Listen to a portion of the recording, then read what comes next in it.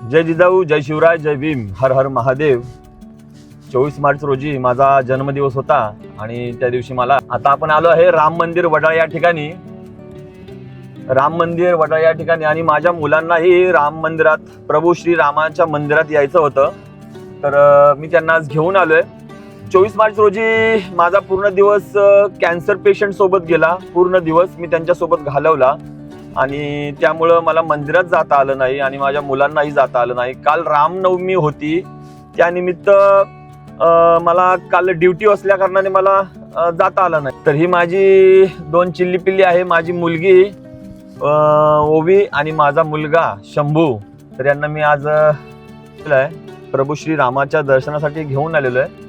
तर आपण थोड्याच वेळात मंदिरात पोहोचतोय आणि पोहोचल्यानंतर आपण आज दर्शन घेऊया।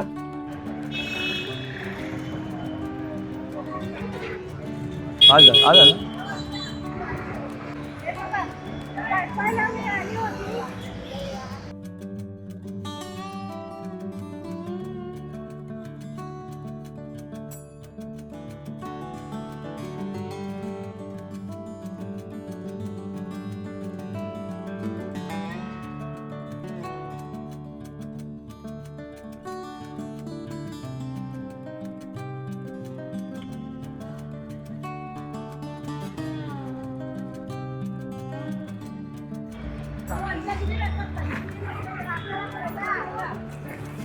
आज रामाच्या मंदिरात आलोय। आज रामाच्या ऐवजी तुझं दर्शन झालंय। तुझ्या हातात चप्पल देणं मला बरोबर वाटेल का? माझं पण नाव सीता सीता आहे, आजीचं नाव सीता आहे।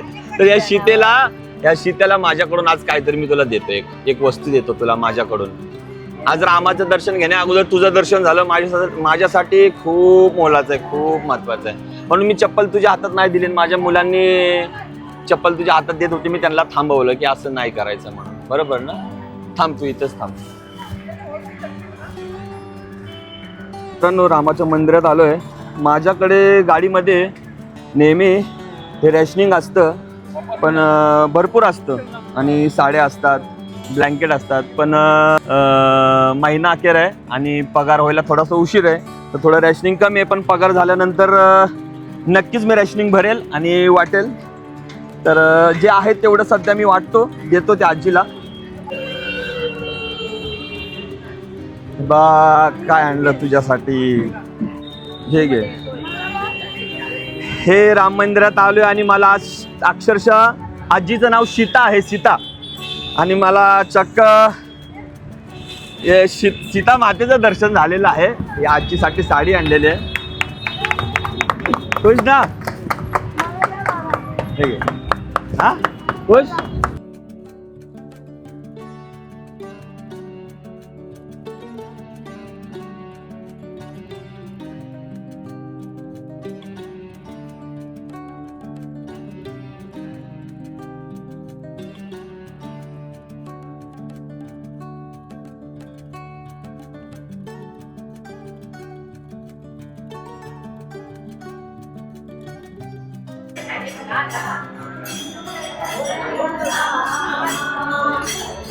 या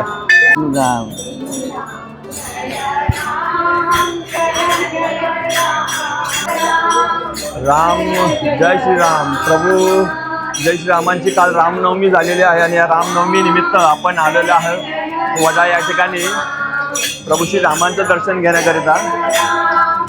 या ठिकाणी भजनाचा कार्यक्रम सुरू आहे।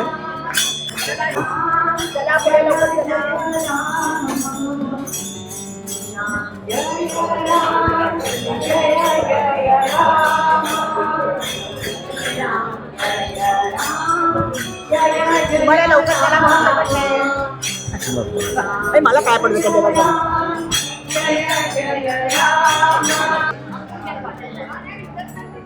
वडाळा राम मंदिर या ठिकाणी आपण आलेलो आहोत आणि प्रभू श्री रामांचं दर्शन झालेलं आहे।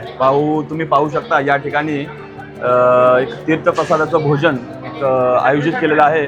या ठिकाणी सगळे कोणत्याही प्रकारची गर्दी न करता इथं प्रसादाचा लाभ घेतात सगळेजण। तर पाहू शकता भोजनाची उत्तम व्यवस्था या ठिकाणी असते। प्रत्येक वर्षी रामनवमी आपला सण जो आहे हिंदू धर्माचा, तो एकदम चांगल्या रीते इथे पार पडला जातो, साजरा केला जातो। जय श्रीराम.